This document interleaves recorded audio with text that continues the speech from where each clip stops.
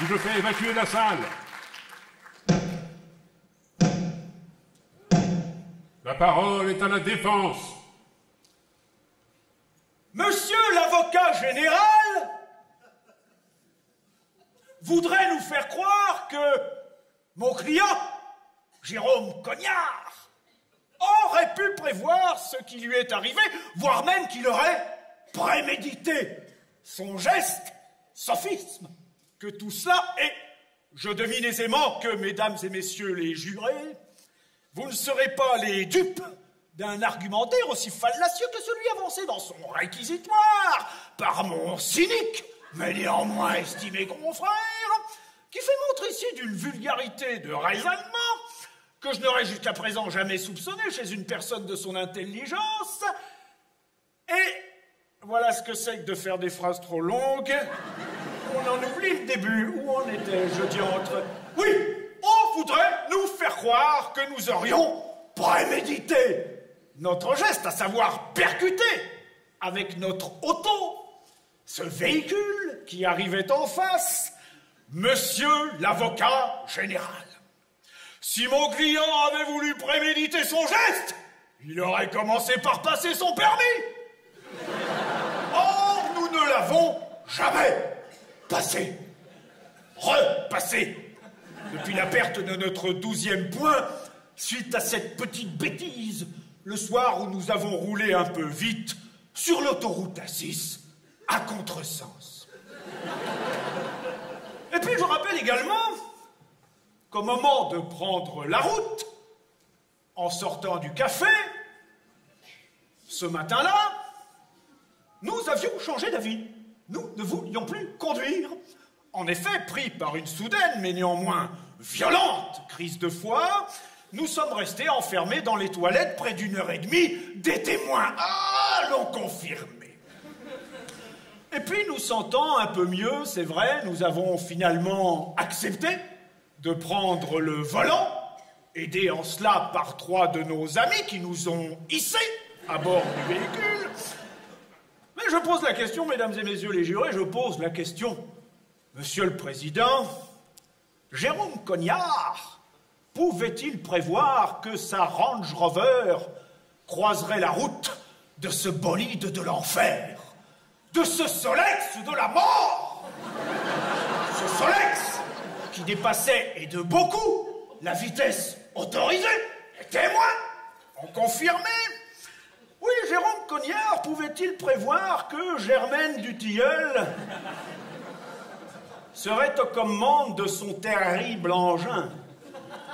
Germaine Dutilleul, cette octogénaire à la sinistre réputation.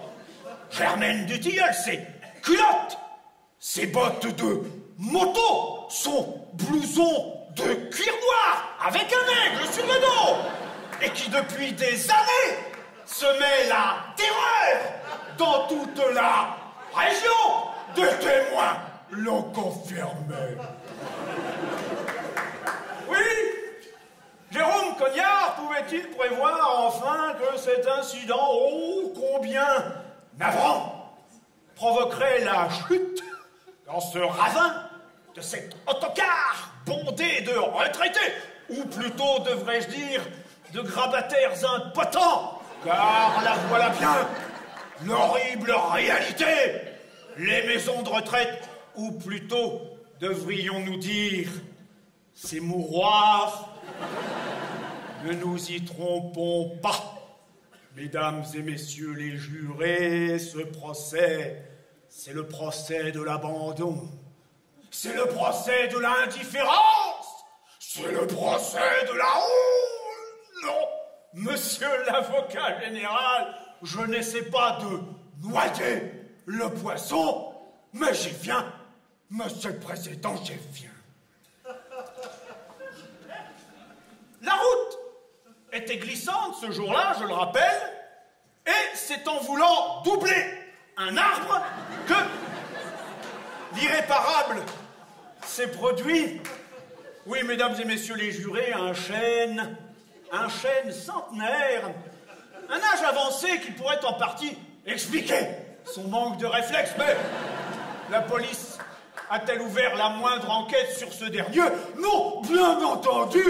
Pourquoi se casser davantage la tête quand on a sous la main un coupable idéal? Et ce troupeau d'éléphants qui a traversé la route en roller quelques secondes avant l'impact et que mon client a formellement reconnu puisqu'il les avait déjà aperçus quelques jours auparavant dans la région lilloise.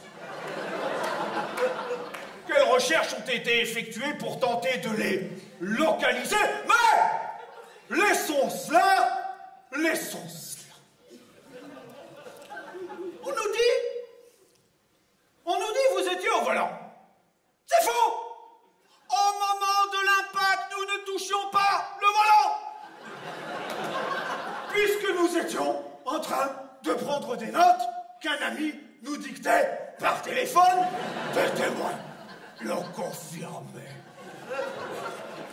Et qu'on ne nous parle plus de grâce, qu'on ne nous parle plus de cette bouteille de whisky qu'on a retrouvée dans notre voiture. L'argument, si j'ose dire, ne tient pas la route.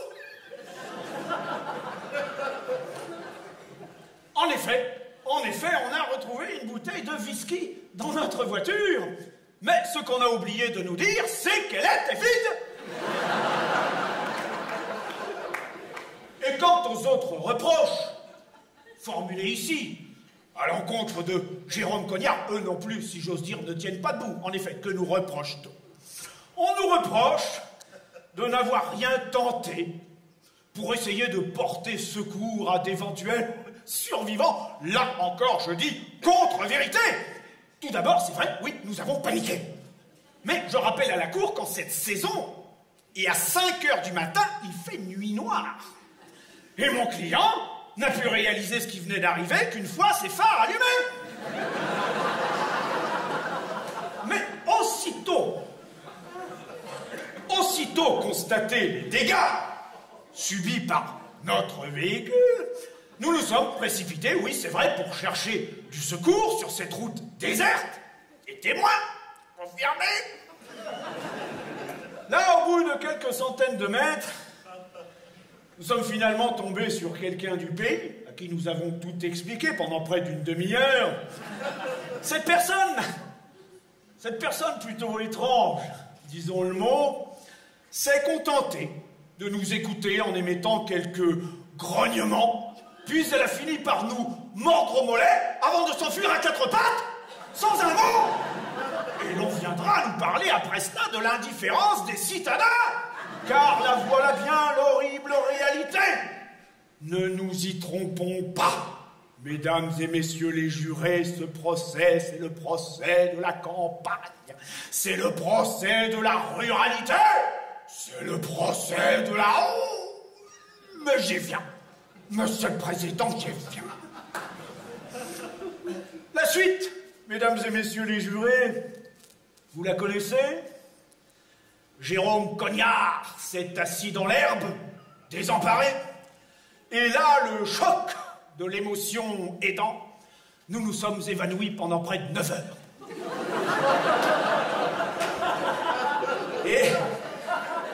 Et aujourd'hui, nous nous retrouvons dans ce tribunal, devant vous, et nous ne comprenons pas pourquoi.